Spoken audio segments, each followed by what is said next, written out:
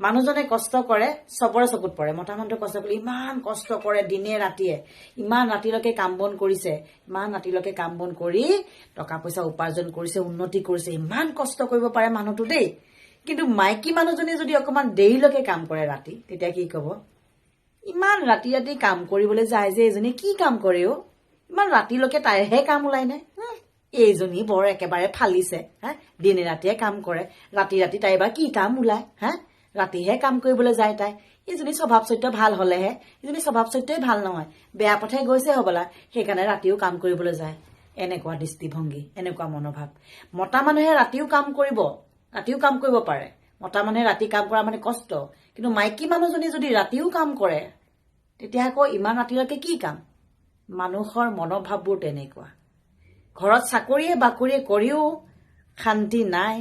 ঘৰৰ গৃহস্থ চম্ভালিও শান্তি নাই